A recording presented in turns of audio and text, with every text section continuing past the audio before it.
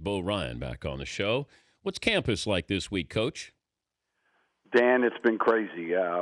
We saw some pictures of all the students and all the people that hit State Street after our game, and around campus, guys are finding a lot more conversations. I can put it that way. They've met a lot more people. Can you walk the street? What happens if you'd walk the streets right now, Main Street? I don't usually go down there, and I'm just an old guy that's hanging around, and it's crazy. It really is. The people here are just so supportive. I've said it so many times. They fill the Kohl Center, and they're not over the top fans, so to speak, but they're just very loyal and supportive fans, and it is a pretty big deal, bigger than I thought. I kind of try to make sure that our guys stay grounded and that we treat it as the third 2-game tournament, and all that's easy to say, Dan, but in honesty, it's been pretty overwhelming here, to be truthful.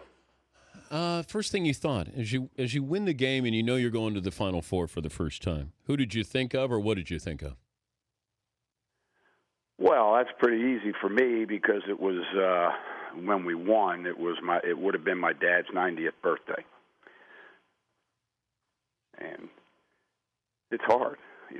He's been with me every year at the Final Four since 1976, and we always talked about getting a team that I was coaching there. He had a chance to see us win 4 national championships in Division III, but at those championships, it isn't the national convention. So we had always gone to the Final Fours, and my dad was always all lobby, first team. And that's the truth. I love that. So, I obviously did, and my mom had passed away 8 months before, and I know that was really hard on him. But it was always our bonding time that weekend. Didn't get a chance to see him much during the year. And so, those times were always special, and I'll never forget him. And also, he's the guy that got me started with the passion for athletics, going to the Palestra, going to see the Eagles play, the Phillies, the Sixers, well, actually the Warriors first, before they moved to San Francisco. And then just, developing a love for the competition and things like that. So that's who immediately came to my mind. And obviously, for your players, for your family, for your staff, for your school, all those other things blend in. But first and foremost was my dad. You're lucky, though. You're lucky you got to share a lot of memories with him. That's absolutely, yeah. That, and you know what, he and the other part is I watched him coach kids for 40 years. Basically, he worked football, basketball, baseball, youth organizations, started youth organizations, raised money, built backstops, had things that he hustled to get for the kids. And, the people that were influenced by him came back years later and thanked him. Sometimes you don't know because he was a no-nonsense guy. You played for him.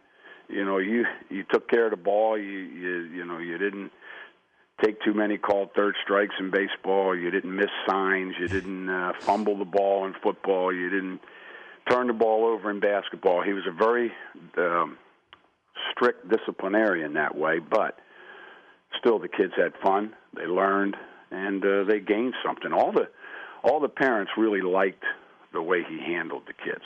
He's Bo Ryan, Wisconsin head coach. Kentucky's coming up next on Saturday.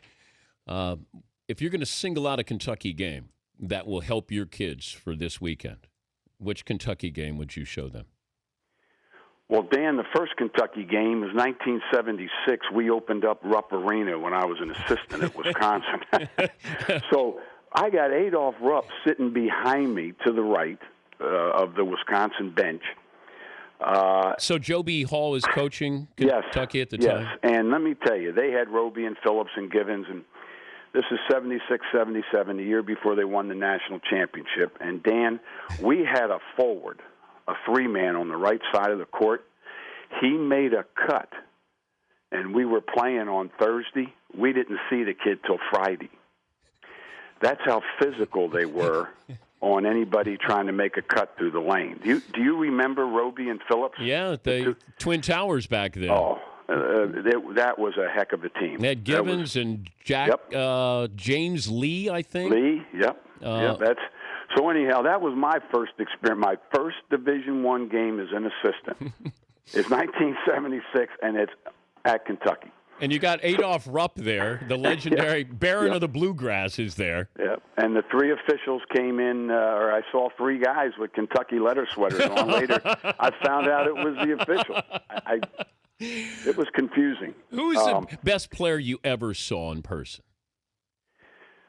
Well, I saw Chamberlain when he was like in high school, when he was real, and I never thought there could be a person that long, that tall, that wiry, that athletic, because he did track events too. He was unbelievable as an athlete. So that was Overbrook High? Overbrook High, yeah. Not that far from Chester and South Philly, West Philly. They're not separated by too many miles. But I can remember as a kid seeing him and saying what a freak of nature athletically. As far as, I always thought in basketball, Tom Gola in '54, because I had gone up to the Palestra to see LaSalle play. I thought Gola was unbelievable. I saw Bill Bradley Princeton. At the Palestra, and then started to see when that San Francisco team with Russell and KC and they went undefeated. 56, 50. But as far as the best athlete, I saw a guy in East Lansing in 76, 77, and we left practice when Heathcote was at Michigan State. We left practice, and we could do this back then. I took the whole team as an assistant and head coach to a high school, and we all got off the bus and went in and watched practice. And there was a guy that put on a show that we were obviously very impressed with, or I wouldn't have taken the team there. It was Magic Johnson. So seeing Magic when he was in high school. You brought the whole team.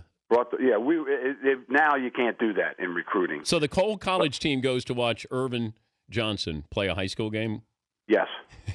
And they were impressed, too. I think the players on our team were a little nervous because they knew he would take somebody's spot if he came to Wisconsin. But, of course, he stayed close to home. Good for him. And the rest is history with Magic. But I saw Oscar when he was younger. Because of my age, I could go back and give you thousands. But the performance that Bill Bradley put on in the Palestra, even the Philadelphia fans, the Penn fans and everybody, it gave him a standing ovation for it seemed like 20 minutes. It was probably 5, but it certainly seemed like a lot longer. How was so Aaron Rodgers shows up in the locker room unannounced? Well, Aaron and I have done some charity golf outings and done some things with Andy North, and he happened to be there as a guest of Andy North, and then one thing led to another, and, hey, you want to say hi to the guys, because we have a lot of Packer fans on our team, needless to say. And, so Aaron came by, had some fun with the guys, and, of course, everybody jumped in and had their picture taken with them. That's good, rightfully so. We will win the national championship if what? Well, we have to be who we are. We have to take care of the ball. We have to shoot it the way we've been shooting it. And defensively, we just can't give in to the juggernauts of the penetration of the team's ability with Connecticut and Kentucky and Florida and the teams that have survived to here. And I look at Kentucky with their guards and then look at their size. But to answer your question, we have to be who we are. If we aren't, we will struggle. Well, good luck this weekend. Thanks for the memories of your father. And Like I Thanks, said, Dan. you're Yeah, lucky. You had great memories there, and I'm sure in spirit he'll be there with you Saturday night. Thank you. Appreciate it. All right. And hopefully we can make some noise. Okay. Thanks, Bo. That's Bo Ryan, Wisconsin head coach.